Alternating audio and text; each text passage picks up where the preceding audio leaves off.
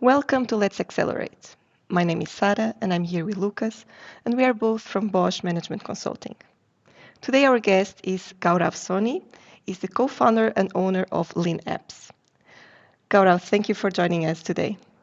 Yeah, thank you for inviting me for this podcast. Really appreciate that. Hello, Gaurav. Gaurav, do you mind to introduce yourself, tell a bit more about you, what you do and why you do it? Yeah, sure. So quickly, my name is Gaurav, and I'm the co-founder of Lean Apps. So Lean Apps is focused on helping innovation teams succeed with their ideas. And how we do it is helping them validate the ideas at a very quick stage in the innovation journey. So the whole journey starts with uh, not building a product first, but understanding who are your customers, what are your problems you're solving for them, what's the customer segment. So we'll discuss this in details today. But we realize that this is an important piece which a lot of companies are missing today. We call about startups, you call about enterprises. I think all of them are busy executing ideas without realizing that does the customer really need it? Is he willing to pay for that? Is there any real business idea or a business model around it? So with these problems, in fact, we also failed in one of the products that we built, considering that we have built the best product in the world. And eventually, after 3 years of investment, it failed. So with that failure, we had to learn, it was a necessity that, okay, what product management is, how it works, what innovation does, how do they structure their ideas. So with all that learning, we realized that, yeah, it's a good model. And that's how we created a business out of our failure. So it's been a great journey so far. Yeah, and do you think this experiment is so important? And do you think that corporates do enough experimentation? And if not, why are they not doing it? So I think this experiment, what I've been learning so far, people have a different understanding of experiments. That's one thing. And this is something not new. If you see Google or Amazon, like they have been doing it, it's in their blood that, yeah, nothing goes out without doing experiments. They are the ones who are actually bringing all these things on the table. Now, the challenge, I think, with particularly with enterprise, when you call or whether they use experiments or not, most of them are not using the experiments. So I have 8 to 10 enterprises that I speak to. Some of them say, yeah, we are hearing it for the first time. Some they say, yeah, it's great, but we haven't done it so far Why because they we have been. don't do it? So what is your assumption or observation? So what's the reason behind the enterprises still avoid experimenting before investing hardly on producing a product? I think they still, so one, I think they're sitting on a load of money, right, to invest. And innovation in general is like what I see with enterprise, particularly. So with the business, so innovation is more like a theater for them right now. I don't see them really having a tangible objective or values coming out of innovation. And uh, and this is more like, okay, I'm putting some X% of my revenue into innovation. We are doing something, but the real value, are they clear of the objectives? Are they clear of what they want to achieve from innovation? Like my favorite question to any innovation lead or innovation head is, okay, what's your OKR for innovation? So it really make them think that, do I really know what my OKRs are, what I want to achieve? So for me, I feel that now it's a way they think, it's a value. So I think experiment today is not being valued a lot. Some of the companies are really valuing it, so they have started building that in their DNA. But most of them are not, because what I see is they don't value it. So sometimes they don't know it, sometimes they don't value it, and it's like you are in a circle where you are working in one way of, you have one way of working, that, okay, I have an idea, I'll execute it, take it to the market, build it with the customer, and that's people love. So what I've realized is that people love executing. I think all of us are good at execution. We do the best when it comes to executing ideas, but really, and nobody wants to fail. And it's like you're extending your failure. And that's where I think this whole experiment phase needs some education before you start building that mindset that, yes, can I fail fast, can I fail early in my journey, can I learn faster with the customer? So I think with that mindset, if the mindset changes, then I'm sure people will start valuing experiment and they will start using it as a very important tool in the organization to test their ideas quickly. Mhm. Mhm. When you look at experiments, I mean, there are many different experiments you can choose from. From your experience, if you had to kind of crystallize it, what are the three top experiments that you would do, like from just a general perspective, and why would you do those? Mhm. So see, how I look at experiment is more in terms of first stage of any experiment, which I always tell different teams that I work with is identifying and validating the problem you're solving, and whether the problem is there or not there. Right now, defining the problem and validating the problem and validating the customer segment that you're targeting. And if you don't know your customer, if you don't know the problem you're solving, then whatever you do in the solution space, whether you're doing a prototype, whether you're doing say a Wizard of Oz, whether you're going and selling your solution, whether you're doing discovery calls. So all that experiment will fail unless you do your validation of your problem and the customer segment. So there are a lot of experiments in the journey where you can quickly validate your problem and the customer segment. But my favorite one is when you're starting. You start very small. So you really nail down your customer segment. And the first thing that you can go is go and just talk to them. So discovery interviews at the very initial stage is where you don't know anything about your customer segment or the problems you're solving. You just have a hypothesis. Okay, this X could be a problem for this Y customer segment. So with the discovery interviews, which is one of my favorites, because I did it myself for one of my ideas, and it really helped me to define the whole thing from where I started and where I ended. And I think that I kind of got in love with the discovery interview at a very early stage. The second, so this helps you for doing finding a pattern when you're talking to multiple customers simultaneously, 20, 30 people when you speak to, then you want to scale it up and you want to see whether this pattern really goes with the same customer segment in a broader spectrum. So then the second one that I love is landing page. So that's another favorite one. And landing page is not like standing alone, but if you mix like some acquire some stage, okay, you know your customers, whether they're B2B customers or B2C customers. Now you can pump in some money into different digital ad platforms these days. Could be Facebook, Instagram. You can go on all these platforms in some way, acquire this customer segment that you initially interviewed and you identified, and then look at a broader segment that, yes, does this message of the problem uh, aligns with a bigger segment of the customers. So mixing these experiments at a very early stage really helps you see whether you're going in the right direction or you're completely going in a different or wrong direction. When you're talking about landing page, do you mean just mocking kind of the idea and say have like a storefront, but there's no real store behind? So when you're just in that stage to see Yes. whether this works, is that what you're okay? Right, right. So in one of the experiments, the team, so there are a lot of ways you can tweak. It's like hacking it. In one of the ideas, the team was fighting. Okay, no, I want to sell the product for 100 euros. Why would a customer not pay that? The other guy was saying, ah, no, I don't think the customer will pay more than 20 euros. So what we did is a simple experiment. Now they did the discovery. They realized that this is a problem on the table, and they also like they were at a mature stage of experiment, but it was very simple. We had like 300, 500 users already acquired, already identified that yes, the problem exists, and we built a landing page in like 4 hours and shooted an email, and it was a simple call to action, and the whole goal of the experiment was, okay, let's see who wins, whether the customer is willing to pay 20 euros or 50 euros or 100 euros. So you put Mhm. three prices in front of them, and they click and they say, yeah, this is the best price that you can think of when it comes to this market. So these small hacks where all your hypotheses can be very easily solved and validated, I think I really love it. Like even in our company, when we have to take some decision where we get stuck, we somewhere get with that experiment mindset and try to experiment it and get out the solution. So Gaurav, in our Bosch Accelerator program, we also have this problem market fit, so the customer discovery phase, where basically we urge the teams to do lots of customer interviews. So 100 customer interviews. This is what we require normally in 8 weeks. And then when they join the phase two, it's when they have all these kind of questions for willingness to pay, to test the feasibility of the MVP and so on.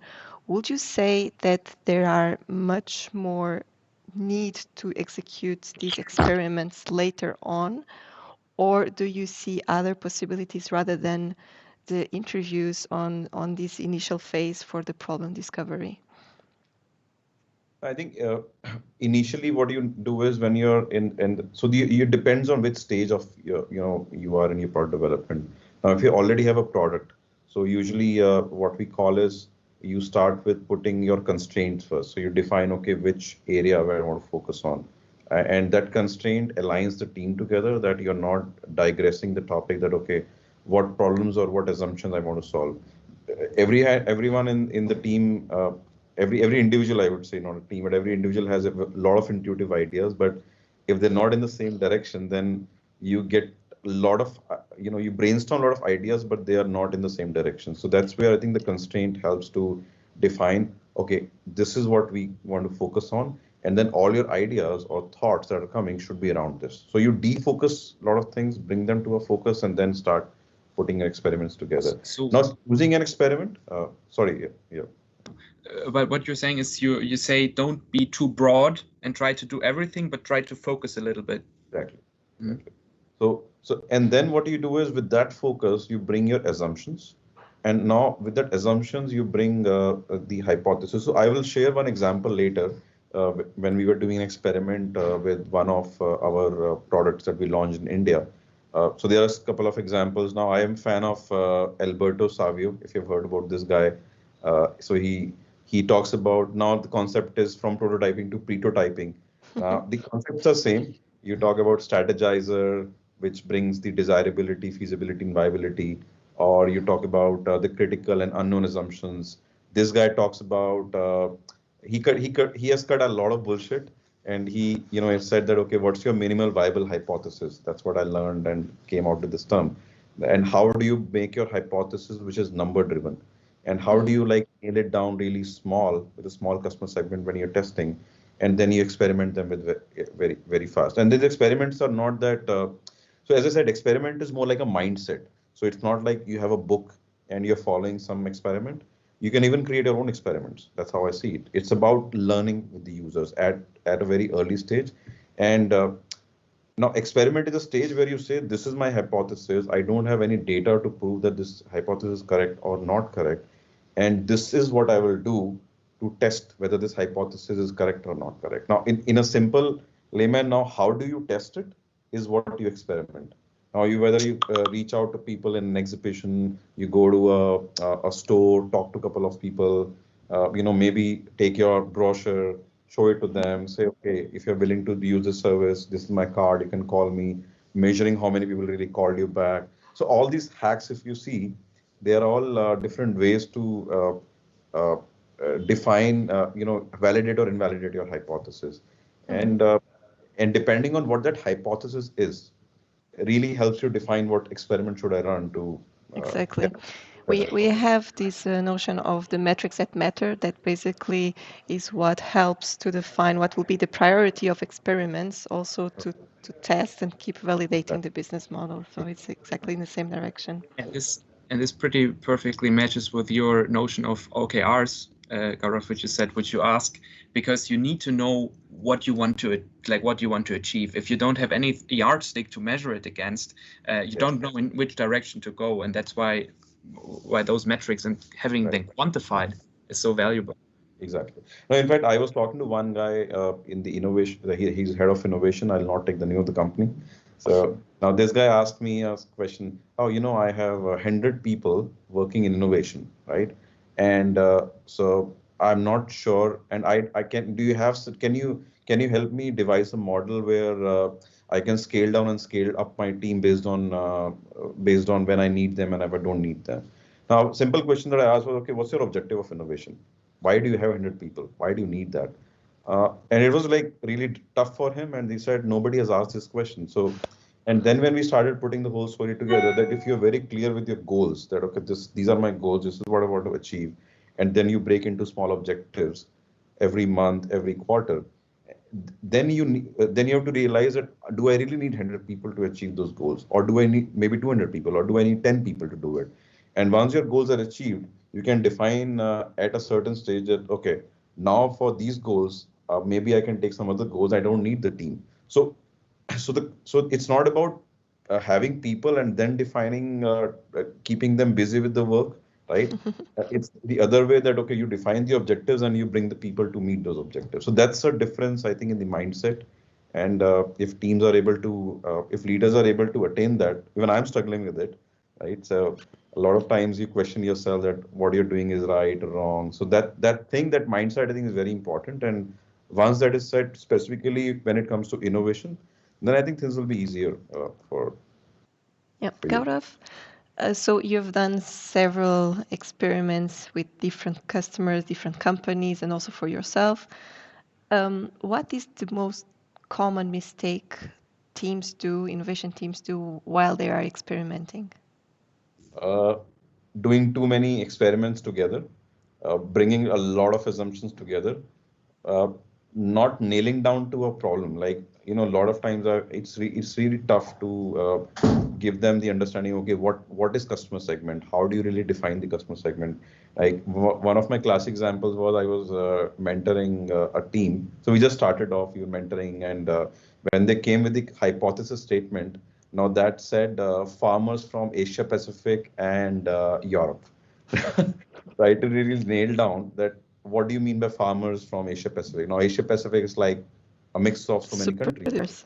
like big. You're talking about 30, 40 countries, 20, 30 countries together. No, we want to target everyone. We don't want to leave this. We don't want to leave this. So I think the challenge, what I see with the teams is how to say no, how to narrow down your focus, right? How to cut down the things that you don't need, and really make your experiment very lean and simple, which can be experimented in like 2 days or 3 days. So that's how you start. So rather than telling them, okay, you don't need to do APAC, but you need to focus, say, on a specific city, or maybe not in a city, but a specific location in the city. So rather, I asked them a question, which I learned, of course, through multiple failures. Can you do this experiment in 3 days and give me the results? They said no. Okay. Can you now reframe your experiment and make it in such a way that you're able to achieve your results in 3 days? And that's how they start thinking now. And from that APAC, we actually brought the whole idea to 20 farmers that, okay, we'll have 20 farmers, we know them, we can reach them very fast, we can acquire them in 2 days, we can run experiment in 2 days, and and fifth day we'll have the result. It's still good. So that's how I think you change the mindset. This is where I think most of the teams struggle, which where I see. And then they're not happy with the results because as I said, the scale that they think is really big, which is great. I don't tell the team also that you should not dream big, but when you dream big is great. But when you experiment it, you have to really, go very, very, very, And very focused. how would you experiment the scale? I think the experiment of scale comes later once you have identified your product market fit. So there are stages of the product. So if you see, simple is that you have a vision, you have a problem to solve, you have a customer segment that has a problem. So first you validate that through different experiments. It cannot be done with one or two, but you need at least 8, 10 experiments run off and on. Uh, then you broader your customer segment to see that okay. Does the similar type of customer exist other than where I'm initially experimenting with? Now, with that learning, you go with a gut feel that okay, with the enough evidence that I have created now, with all the hypotheses, I go and now experiment it with a design sprint, build a prototype. After a prototype, go and test the same thing with the users, and now you're bringing a solution in front of them because they were the ones who participated with you. You identified a problem with them, then you go and test a solution. So every stage you're learning something from the user and you're iterating your process. And then the third stage is where you have learned a lot in design sprint. You validated your problem and the customer segment, and now you go and build a solution that yeah, the customer is willing to pay, they are ready to come on board, and now let's build a solution. And when the first solution is built, that's where you start acquiring customers. So that's where you actually get to a stage where you get into product market fit This will be more and on the incubation phase and scaling incubation. phase. Exactly. So you have acquisition, activation, retention, growth. So growth is very late in the journey, but you cannot grow on day one with your product or your idea. Exactly. It When takes you multiple iterations to reach there. when you're talking about growth, and you say it's at the later stage, what would be an experiment that would be usable in identifying which growth strategy actually works? What's your experience on that? Yeah. Well, I haven't really experienced that, but now if I look at my business, like what we realized is, so we found a product market fit for us, where we know exactly, okay, that either if I have to sell my experiment as a service, right? Because we are doing that. Now, there are two candidates for us. One is a direct innovation guy who is actually running the innovation and he values it. The second is an innovation agency that who packages everything and sell it to the customer, right? Now, our first goal, if I see the validation, it went through multiple iterations when we were acquiring, when we were talking to customers, our customers on LinkedIn. But now, when we have done those experiments, we've validated, we have run some design sprints, we have burned a lot of money on ads. Now we exactly know what message we have to give to a innovation agency, what message we have to give to a direct innovation guy that he comes and start talking to us. And the same is now you're building a strategy where your website or your product also talks about the same thing, right? Now, a customer, that's a stage where a customer acquisition happens very fast. So customer comes to you. Now you're not talking. He knows exactly what he wants. You have the right service that or a product that you want to offer to them. They already have a problem, and then you directly go and you have a package solution for that, right? So it's a stage where your acquisition happens. Now, when the customer experience becomes very important, that when you're delivering that service or the product to the customer, what I've realized, one hack that really works for companies, particularly B2B, is your reference. That a customer, if he loves your service, now you don't need to spend a lot of money on acquiring customers. If your service is good, the experience is good. Now these are the customers who become your Fans, supporters. exactly supporters, right? They are the ones who will go and sell for you, and this works. It has worked for us. Like I think 80% of our business is coming from references, and that's a maths that everybody needs to understand that. And it's the same customer segment, of course, right? That this guy refers another customer, this guy refers another customer, and it's happening in the same account. Now, from one person, you did a really good service. He has gone and brought you 10 leads. So what else you need? So I think that's how you scale up. That's how the scale of the growth, comes. So there are different ways where you're able to find out, okay, where am I, where I'm on the stage today? Am I able to scale?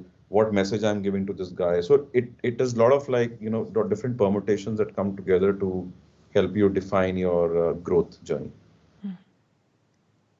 So I in fact recommend a book from Sean Ellis, Hacking Growth, which You read every already? It's the gold standard when it comes to growth hacking. Yes. yeah, it's an old one, but you pick up some hacks, from different companies that they have implemented. Now there are multiple because I think hacking growth doesn't talk about experiments, right?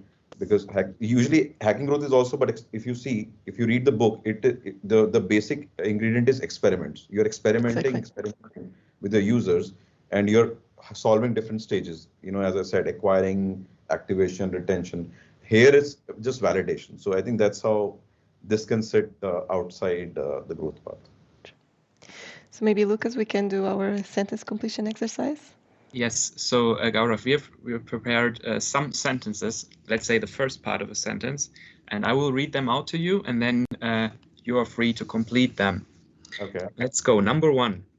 The biggest obstacle to conducting experiments is Mindset. okay. The weirdest experiment I did was I have to think about it. What was the weirdest experiment that I did? Uh,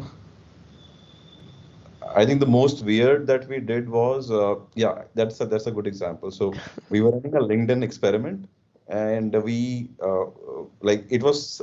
I think common sense is not that common. That was we realized in the experiment. So we created a beautiful landing page. We put all the messaging. We spent I think a couple of weeks and days doing that, and then we said, okay, our customer base is sitting on LinkedIn. Let's run LinkedIn ads. And I think we spent for 3 quarters. I think 1 quarter. Yeah, we spent around some 1,000 euros acquiring those customers, and there were no There were no customers coming on the calls. There was nothing happening there.